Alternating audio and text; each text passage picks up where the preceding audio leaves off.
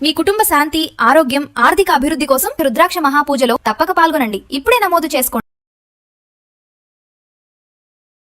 చందమామ కథ ఏదైనా చెప్పుకుందామండి. ఫలించిన కళ.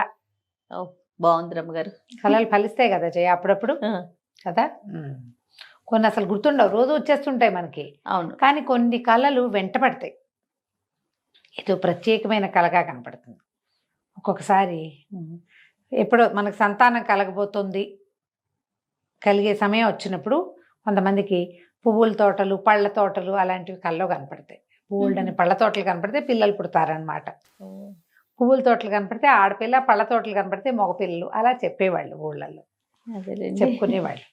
ఆ తర్వాత ఏదో ఊరు వెళ్ళినట్టు, చనిపోయిన వాళ్ళు ఎవరైనా కనపడ్డట్టు అట్లా కళ వస్తే పెద్దవాళ్ళు చెప్పే ప్రయోజనాలు ఏవో ఉంటాయి. ఈ కళకి ఇలాంటి ఇది ఫలితం ఉంది అని స్వప్నశాస్త్రం ఒకటి ఉందట. ఎలాంటి కళ వస్తే అలాంటి ఫలితం వస్తుంది. త్రిజటా స్వప్నం చెప్పుకున్నాంగా మనం. అట్లా అయితే ఈ కళ చెప్తాం. ఒక ఊళ్ళోనట రాజుగారు, బ్రహ్మాండమైన దేవుడి అవి ఇవి చాలా బాగున్నాయి, రాజ్యం చాలా బాగుంటుంది. కాంభోజ రాజ్యం. రాజుగారికి ఎవరో 2 అపురూపమైన వజ్రాలు తెచ్చి ఇచ్చారు. ఒకసారిగా పై వాళ్ళ నుంచి వచ్చేవాళ్ళు బహుకరిచ్చారు. ఆయన ఆ 2 వజ్రాలని ఉంగరాలు చేయించుకుందాం అనుకున్నారు. ఆ ఊళ్ళోకెల్లా అతిపెద్ద కంసాలి కొట్టు ఒకటి ఉంది. ఆ కంసాలి గారే ఈ రాజుగారికి బంగారు వస్తువులు చేసేది. ఆయన్ని పిలిచి రాజు ఏం చేశారు, ఈ 2 వజ్రాలు ఇచ్చి 2 మంచి ఉంగరాలు చేయించండి అని నన్ను సైజు ఇచ్చారు. ఈయన కొట్లో రాఘవుడు అని ఒక కుర్రాడు పనిచేసేవాడు. మంచి చకమాగా ఉండేవాడు, చాలా చురుకైన వాడు. అయితే ఈయన ఆ వజ్రాలు 2 కుర్రాడికి అప్పచెప్పి, రాజుగారి సైజులో ఉంగరాలు చేయాలరా, ఈ పని నువ్వు చెయ్యి అన్నాడు. చేస్తానన్నాడు. వాడు ఆ పూట ఏమైంది, ఆ పూట రాత్రి బాగా నిద్రపోలేవాడు, కొంచెం నిద్ర వస్తుంది.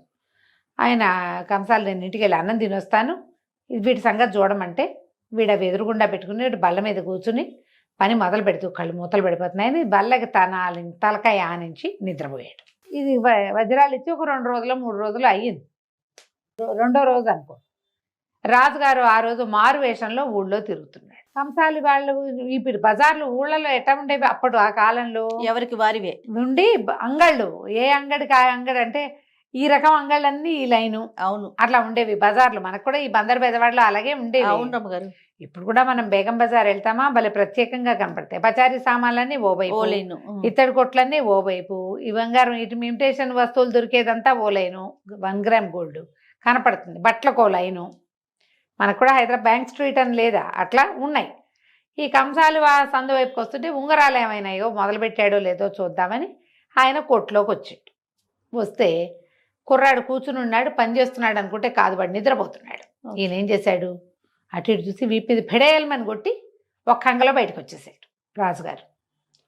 ఈ కుర్రాడు అని అదురుకుని లేచాడు. మనం నిద్రపోతున్నప్పుడు పెడేయలమని ఎవరన్నా కొడితే లేవం, లేచి మరి ఎవడరా నువ్వు, మంచి కళ పాడు చేసావు దుర్మార్గుడా అన్నాడు. వాడు ఆ బల్ల మించి లేచి అది చుట్టుకుని వచ్చేసారు కల్లా రాజుగారు అవతలకి వెళ్ళాడు. కానీ ఆయనకి స్పష్టంగా మంచి కళ పాడు చేశావు అనేది వినపడింది. ఆ కళ ఏమిటో వినాలని ఉంది ఆయనకి. మామూలుగా భలే కళ వచ్చింది తెలుసంటే, ఏం కళ వచ్చిందని అడగమా మనం. రాజుకి ఆ ఎక్సైట్మెంట్. వాడిని పిలిపించారు సాయంకాలం దేవుడిలోకి. ఏరా, మంచి కళ వచ్చిందన్నావు కదా మధ్యాహ్నము, నీకేం కళ వచ్చిందో చెప్పు అనగానే కుర్రాడు దక్కుబడి, కాదండి కళ మంచిదే అనుకోండి, మీకు చెప్పేది కాదు, చెప్తే మీరు ఏమంటారు, ఏమన్నా చెప్పమన్నారు, మీరు ఏమన్నాను మీరు చెప్పినా సరే నేను చెప్పనండి మీకు అన్నాడు. అడిగినా చెప్పల. వాడొక 20-25 ఏళ్ళ పిల్లాడు, కుర్రాడు, చక్కగా మెరుపు తీగల్లే ఉన్నాడు. చేయాలో తెలియలే. వీడిని చీకటి కోట్లో పడేయండి, మళ్ళీ కలగని చచ్చినట్టు చెప్తాడు అని చెప్పి కోట్లో పడేయించారు. వీడికి ఏం చేయాలో తెలియలేదు. ఇక్కడే ఉంటే వీళ్ళు కొన్నాళ్ళకి ఇటకే చచ్చిపోతానే ఏమిటో. 3-4 రోజులు గడిచింది. ఏదో ఇంత ముద్ద పెడుతున్నారు, వాడికి అందులో ఉండాలని లేదు. వాడు చూస్తే ఆ చీకటి కొట్లో ఒక సాధనం దొరికింది వాడికి, ఇంతదేదో. ఆ కొట్టుకి ఒక కిటికీ ఉంది. వీడు ఆ సాధనంతో, ఇనపదాంతో ఆ కిటికీ దగ్గర కొట్టి కొట్టి కొట్టి కొట్టి కిటికీ ఊడదీశాడు. ఊడదీసి అందులోంచి బయటకు వచ్చాడు రాత్రివేళ.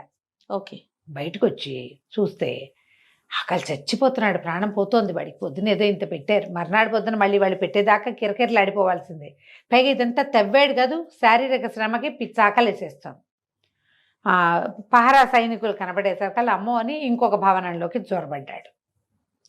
జ్వరపడి గబగబా మెట్లు కనబడితే మెట్లు చకచక ఎక్కేశాడు. తలుపు ఏదో తీసుంటే చిటుక్కుని లోపలికి వెళ్ళిపోయి తలుపేసేసుకుంటాడు. దాక్కున్నాడు. అటు ఇటు చూస్తే మంచం మీద ఒక అమ్మాయి పడుకుని ఉంది.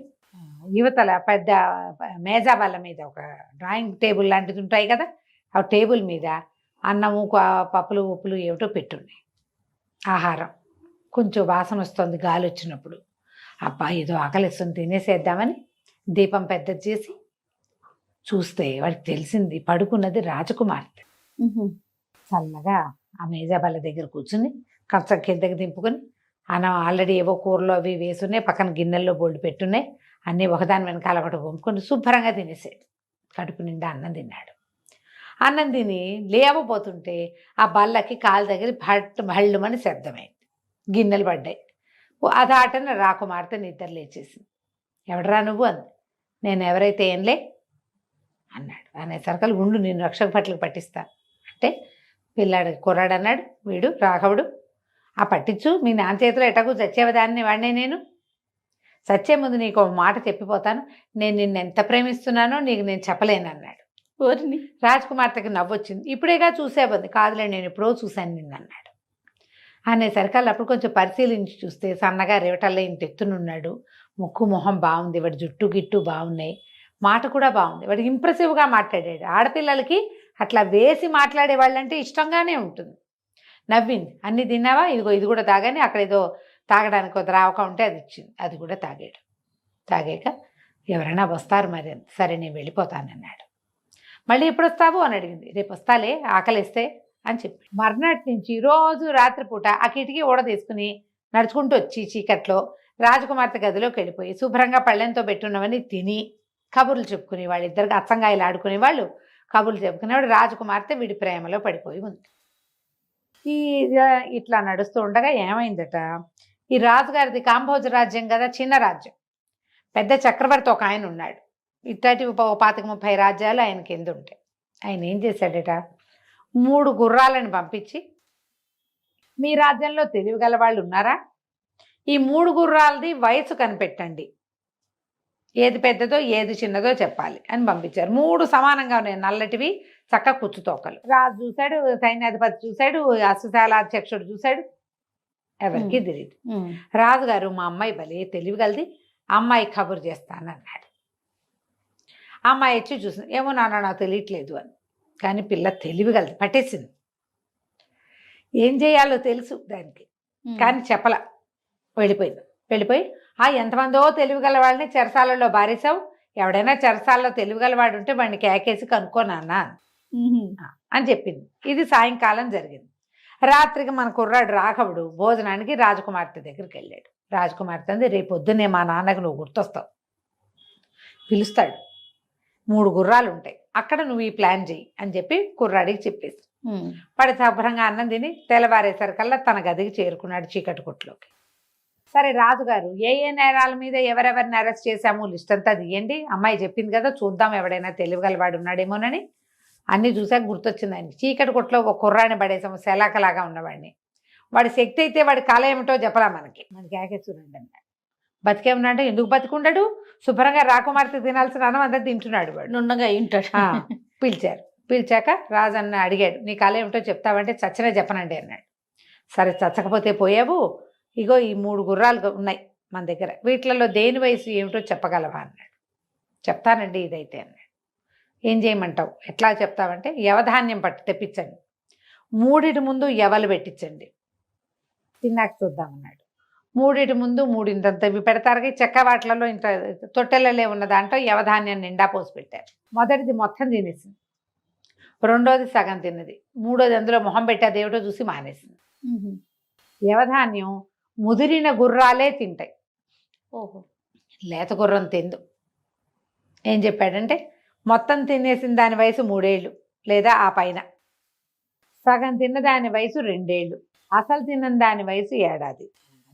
ఒప్పుకున్నారు వాటితో పాటు వచ్చిన వాళ్ళు. నిజం, అసలు తిన్న యవధాన్యం అలవాటే లేదు దానికి, అందుకని అది అసలు ముట్టుకోలే. రెండో దానికి కొంచెం 1 ఏడాది వెళ్ళాక పెడతారు, కొద్దిగా తిన్నది సగం. మూడోది ఇప్పటికి 2 ఏళ్ళ నుంచి తింటోంది, అందుకని శుభ్రంగా తినేసింది. రాజు ఆశ్చర్యపోయాడు. కుర్రాన్ని మళ్ళీ అడిగాడు, నీ కళ చెప్పవా అంటే నేను చెప్పను అన్నాడు. మళ్ళీ వీడిని కొట్టబారండి తీసుకుపోయి అన్నాడు. మళ్ళా వాడిని కొట్లో పడేశారు. 6 నెలలు గడిచినాయి. 5 నెలల్లో చక్రవర్తి గారి దగ్గర నుంచి ఒకడు వచ్చాడు, మళ్ళీ ఒకడు. రాజ్యంలో తెలియగల వాళ్ళు ఉంటే ప్రశ్నకి సమాధానం చెప్పాలి. ఏమిటి? 3 రకాల పళ్ళు తెచ్చాడు, 3 యాపిల్స్. అవి ఏ యాపిల్ ఎంత నిలవబడిందో చెప్పాలి. ఓహో. ఏది బాగా పండింది, ఏది సగం పండింది, ఏది పండలేదు చెప్పమన్నారు. 3 పళ్ళు పెట్టారు. 3 ఒకటే రంగులో ఉన్నాయి. మళ్ళీ యువరాణి వచ్చి నవ్వుతూ చెప్పింది, నాకు తెలియలేదు అని. కానీ తనకు తెలుసు, తనకి ఏం చేయాలి. అది రాత్రికి మళ్ళీ మరి రాఘవుడికి అప్పచెప్పింది రాకుమార్తె. తెల్లవారేసరికి రాఘవుడికి ముందు ఒకరోజు సమాధానం చెప్పాడుగా, పిలిచారు. పిలిస్తే రాజుగారు అడిగారు, నీ కళ చెప్తామంటే, నా కళ చెప్పనండి, మీకు ఏం కావాలో అడగండి, అది చెప్తాను, కళ తప్ప అని చెప్తాను. ఈ 3 పళ్ళకి ఏ పండుకి వయసు చెప్పగలవంటే చెప్తానని ఏం చేశాడు, 3 పళ్ళని 3 గ్లాస్ బౌల్స్ తెప్పించండి, నిండా నీళ్ళు పోయిండని. 1 2 3 పళ్ళని నీటిలో వేసాడు. ఒకటేమో కింద కూర్చుంది పోయి, ఈ పండు అన్నిటికంటే ముసలిది, అలా అనుకోండి. కిందకి వెళ్ళింది, బరువుగా ఉంది. ఇది లేతది, అంటే ఇప్పుడే కట్ చేసుకుని తినచ్చు దాన్ని. రెండోది సగం మునిగింది, సగం దాకా వెళ్ళి అక్కడక్కడ తిరుగుతుంది. దీనికి వయసు ఎక్కువ. ఈ పండు కంటే ఈ పండు పెద్దది. 3వ పండు నీళ్ళ మీద లేదు, పైన తేలుతుంది, బరువు లేదు, బెండులా ఉంది అది. ఇది అన్నిటికంటే పాత పండు. తెచ్చిన వాళ్ళు అవునండి అన్నారు. వాళ్ళ గుర్తులు వాళ్ళకు ఉంటాయి, వాళ్ళు గుర్తుపడతారు. అదేలేండి. అవును, ఇది సమాధానం కరెక్ట్గా చెప్పామన్నారు. బాగు ఇది చేసేదేముంది, సరే పంపించేశారు. మళ్ళీ అడిగాడు, కళ చెప్పంటే వాడు నేను చెప్పను అన్నాడు. రాకుమార్తె మేనేజ్ అవుతూనే ఉంది, చక్కగా రాత్రిపూట వస్తున్నాడు, తింటున్నాడు. తర్వాత చక్రవర్తి ఏం చేశాడు, 12 మంది చిన్నపిల్లల్ని పంపించాడు. 12 మంది ఒకటే రకం బట్టలు, ఒకటే రకం తలపనులు, హెయిర్ కట్స్, ఒకటే మొహాలు అటు ఇటుగా అంటే ఒకే ఏజ్. అదే. కానీ వీళ్ళలో ఆడపిల్లలు ఎంతమంది, మగపిల్లలు ఎంతమంది చెప్పమన్నారు. ఓహో. దీనికి ఎట్లా చెప్తారు? రాకుమార్తె వీరికి చెప్పింది సమాధానం. 3వసారి మళ్ళీ రాఘవుడిని పిలిచేసరికల్లా సరే రాఘవుడు వచ్చి ఏమన్నాడంటే, భోజనాలు పెడదాం, వీళ్ళకి చక్కగా భోజనం వడ్డించండి. సరే అందరికీ పిల్లలకి భోజనం పెట్టారు. భోజనం పెట్టాక భోజనం పెట్టే ముందు చేతులు కడిగించాలి. చేతులు కడగటానికి అందరికీ నీళ్ళు ఏర్పాటు చేశారు. రాఘవుడు ఏం చెప్పాడంటే, వేడి నీళ్లు పట్టుకురండి. అందరినీ వేడి నీళ్లు పోసి చేతులు కడిగించారు. అమ్మో అన్న వాళ్ళందరినీ ఒక లైన్లో నుంచోబెట్టాడు. వేడిగా ఉన్నాయి అని చేతులు కడుక్కున్న వాళ్ళు ఇంకో లైన్లో నుంచోబెట్టారు. చేతులు కాలిన వాళ్ళు మగపిల్లలు, భరించగలిగిన వాళ్ళు ఆడపిల్లలు. ఆడపిల్లల చేతులు వేడిని భరిస్తాయి. లోక విదితం కదా. ఇంత తెలివితే వీడికి రాజకుమార్తె చెప్పలేని విషయం కూడా వీడు చెప్పేస్తున్నాడు. ఓహో. మంత్రిని అడిగాడు, ఏం చెయ్యాలి? ఏం చేయటం ఏంటండి, ఇంత తెలివైన వాడు మన రాజ్యంలో ఉండటమే మనకు గొప్ప. 3 సార్లు చక్రవర్తి దగ్గర నుంచి వచ్చిన వాటికి సమాధానం చెప్పాడు. మనం సరిగ్గా చెప్పలేకపోతే చక్రవర్తి మన శిస్తులన్నీ పెంచేసేవాడు. మీ రాజ్యంలో అందరూ తెలివి తక్కువ పెద్దమ్మలు డబ్బులైనా ఇవ్వండి అనేవాడు. 3 సార్లు తిరగొట్టాడు. వీడు ఇలాంటి వాడిని ఉంచుకోవాలి. రాజ్యంలో పౌరుడుగా కాదు, ఇంట్లో సభ్యుడిగా ఉంచుకోండి. రాకుమార్తెనిచ్చి పెళ్లి చేయండి, నా మాట వినన్నాడు. ఓహో. రాకుమార్తె నేను కూడా అదే అనుకుంటున్నాను నాన్న, నాకంటే వీడు చాలా తెలివైన వాడు అన్నది. అనేసరికి రాజుగారు సరేననుకుని ఈ కంసాల కొట్లో పనిచేసే రాఘవుడికి రాజకుమార్తెనిచ్చి వివాహం చేశారు. అయితే ఇంతలో ఏమైంది, ఆ చక్రవర్తికి ఏమనిపించింది, ఏమిటి ఈ 3 సమాధానాలు ఎక్కడి నుంచి వచ్చినాయి, 3టిని ఒకటే చెప్పాడు. అంటే వాడికి అంత తెలివైన వాడా వీడు? ఇంత తెలివైన వాడిని ఇక్కడ వదిలిపెడితే రేపొద్దున వాడు రాజ్యానికి చక్రవర్తి అవ్వడానికి చూడ్డా అని ఆలోచించి, ఆ తెలివైన కుర్రాన్ని మా దగ్గరికి పంపించండి, మాకు ఇక్కడ కొన్ని తెలివిగల వ్యవహారాలు ఉన్నాయని చక్రవర్తి దగ్గరికి పంపించారు. పంపిస్తే, రాబోయ్ నువ్వు చాలా తెలివిగల వాడివన్నారు, ఇదిగో చూడు అని ఒక ప్రశస్తమైన ఇనప ముక్కని రేకుని ఒకటి ఇచ్చాడు. దీంతో ఇది అల్లి పంపించాలి, వస్త్రం వేసి పట్టుకురా అని చెప్పాడు. చెప్పేసరికల్లా దాంతో ఎట్లా చేస్తారు? తను ఆశ్చర్యపోయాడు. సరే చూద్దామని ఆ ఇనం ముక్కని చేత్తో పుచ్చుకున్నాడు. ఇతనికి ఒక చోట ఉండడానికి వసాది అరేంజ్ చేశారు. రాజకుమార్తెతో పెళ్ళైపోయింది. అవును. పెళ్ళయ్యాక చక్రవర్తికి ఏమనిపించింది, ఇంత తెలివిగల సమాధానాలు చెప్పిన వాడు ఒకడే అయితే రేపొద్దున పెద్ద రాజ్యానికి ఎసరు పెడతాడు వాడు. ఓహో. వాడిని ఏదో ఒక రకంగా మట్టు పెట్టాలి అని చెప్పి రాజుగారు, కాంభోజ రాజుగారికి కబురు చేశారు. చాలా తెలివైన ఐడియాలు ఇచ్చిన మీ అల్లుడిని పంపించమని. అల్లుడు ఊళ్ళోకి వచ్చాడు, చక్రవర్తి గారి దగ్గరికి వచ్చాడు, వేరే రాజ్యం. వచ్చేసరికల్లా చక్రవర్తి అన్నాడు, ఆహాహా నువ్వు చాలా తెలివిగలవాడిపోయి ఎంత క్లిష్ట ప్రశ్నలకైనా సమాధానాలు చెప్పావు. ఇదిగో ప్రశస్తమైన రేకు ముక్క, ఇది తీసుకో, దీంతో చక్కటి పట్టుబట్ట అల్లి పట్టుకురా అని చెప్పాడు. అర్థం కాల రాఘవుడికి. ఇదేమిటి ఇనం ముక్కతోటి పట్టుబట్ట అల్లమంటాడు? పట్టుబట్ట అల్లే దేనితోటి? పట్టుదారాలతో. ఇనం ముక్కతో ఎట్లా చేస్తారు? పోనీ ఐడియా యుక్తి చెప్పడానికి భార్య కూడా దగ్గర లేదు. ఇతనికి ఒక బస ఇచ్చారు, ఆ బసలో అటు ఇటు తిరుగుతుంటే చక్రవర్తి గారి కూతురు వచ్చి మీ వివాహానికి జరిగినప్పుడు నీవి పటాలు అవి పంపారు, నువ్వు నాకు ఎంతో నచ్చావు, ఓహో నువ్వు చాలా తెలివిగలవాడివి అని మా నాన్న తండ్రి గారు చాలాసార్లు చెప్పారు. నాకు కూడా నీ మీద మనసు కలిగింది. ఇప్పుడు మా తండ్రి పెట్టిన దానికి నీకు ఒక ఐడియా ఇస్తా అని చెప్పి ఏం చేసింది, ఒక పట్టు సంచిలో గుప్పెడు దోసెడు ఇసకపోసి పట్టుకొచ్చింది. ఇదిగో దీంతో దారాలు చేసి ఇవ్వమను, ఇసుకతోటి సరిపోతుంది అని చెప్పి ఆ పట్టు వస్త్రంతో కుట్టిన చిన్న గుడ్డ సంచిని ఇతని చేతిలో రాఘవుడి చేతిలో పెట్టి వెళ్ళిపోయి. బాగుంది. మర్నాడు రాఘవుడు చక్రవర్తి దగ్గరికి వెళ్ళాడు. ప్రభు మీరు చెప్పిన పని చాలా సులువండి, ఇదిగోండి 2 గుప్పెళ్ళ ఇసుక, దీంతో మీరు దారాలు నేయించి ఇవ్వండి. దారాలు తీస్తారు కదా, దారం వడుకుతారు. ఏం చేస్తారు, మన పత్తి నుంచి దారం ఉడికి తీస్తారు, నూలు ఉడికిస్తారు. ఈ ఇసుక నుంచి మీరు దారాలు కనుక ఉడికించి ఇచ్చారంటే మీరు చెప్పిన పట్టు వస్త్రం ఇనం ముక్కతోటి నేను నేస్తానండి అన్నాడు. అనేసరికి రాజు తెల్లపోయి, అదేమిటి ఇసుకతో దారాలు ఎట్లా వస్తాయి అన్నాడు. మరి పట్టు వస్త్రంతో వస్త్రం ఎట్లా వస్తుంది? ఇనప ముక్కతోటి పట్టు వస్త్రం ఎట్లా వస్తుందండి ఇనం ముక్కతోటి అనేసరికి రాజు కనిపించింది, అమ్మో వీడు చాలా తెలివి కలవాడు అనిపించి మంత్రి కేసు చూశాడు. ఆ మంత్రి అన్నాడు, మహాప్రభు కాంభోజరాజు వీడి తెలివిని గ్రహించి తన తెలివిని గ్రహించే పిల్లనిచ్చి పెళ్లి చేసి ఇంట్లో పెట్టుకున్నాడు, అల్లుడు చేసుకున్నా. ఇప్పుడు మనం అక్కడ వదిలిపెట్టామనుకోండి రేపొద్దున మనకెసరు రావచ్చు. అందుకని ఈయన్ని మనం కూడా అల్లుడిని చేసేసుకుందామండి, రాజకుమార్తెని చక్రవర్తి కుమార్తెని పిలవండి అన్నారు. చక్రవర్తి కూతురు వచ్చింది, అమ్మాయి ఇతన్ని వివాహం చేసుకుంటామంటే నీ ఆజ్ఞ నాన్న, నువ్వు ఏది చెప్తే చేస్తాను అని అనగానే చక్కగా రాఘవుడికి చక్రవర్తి గారి కూతురికి పెళ్లి చేసేశారు. ఓకే. చక్రవర్తి కూతురుని తీసుకుని మన రాఘవుడు తన సొంత ఊరికి మామగారింటికి బయలుదేరి వెళ్ళాడు. యువరాణులు ఇద్దరు ఒకళ్ళనొకళ్ళు సంభావించుకున్నారు. ఆ రోజు రాత్రి భార్యలిద్దరితోటి రాఘవుడు తోటలో పడుకుని కులాసాగా కాలక్షేపం చేస్తున్నాడు. రాజుగారు వచ్చారు అల్లుడిని చూడ్డానికి. మొత్తానికి చక్రవర్తిని బోల్తా కొట్టించి పిల్లని పెళ్లి చేసుకొచ్చినందుకు అభినందించడానికి వచ్చాడు. వస్తే ఆ ఒక అమ్మాయి ఏమో వీణ వాయిస్తోంది, రెండో అమ్మాయి ఏమో తమలపాకు చిలకలు చుడుతుంటే రాజుగారు వచ్చి, నువ్వు ఘటికుడు పోయి కళ మాత్రం చెప్పలేదు, నువ్వు ఇంత చేసుకొచ్చావు అన్నాడు. రాఘవుడు నవ్వాడు, ఇదేనండి నాకు వచ్చిన కళ. నేను మంచం మీద పడుకుని విశ్రాంతిగా ఉంటే రాజకుమార్తె తమలపాకు చిలకలు చుడుతున్నట్టు, చక్రవర్తి కుమార్తె వీణ మీటుతున్నట్టు కళ వచ్చింది. నేను గనక ఆ కళ చెప్తే నన్ను బతకనిచ్చేవాళ్ళ మీరు? కళ చెప్పకపోవటం వల్లే ఫలించిందంటే ఇదే నాకు వచ్చిన కళ, నేను ఇది కలగన్నాను ఆ రోజు అని చెప్పాడు. రాజుగారు ఆశ్చర్యపోయాడు, కళ నిజమైందిగా, అదే అవుతాయి అప్పుడప్పుడు. ఆయన సంతోషించి అల్లుడిని శతవిధాలుగా దీవించి, నువ్వు చక్రవర్తి కూడా అల్లుడయ్యావు, చక్కగా నీ జీవితం ఎంతో బాగుంటుందని ఆశీర్వదించి ఆడపిల్లలిద్దరితో అల్లుడిని అక్కడే వదిలిపెట్టి వెళ్ళిపోయాడు. కథ కంచికి మనం ఇంటికి. బాగుంది రమ్మ గారు. నమస్తే. నమస్తే.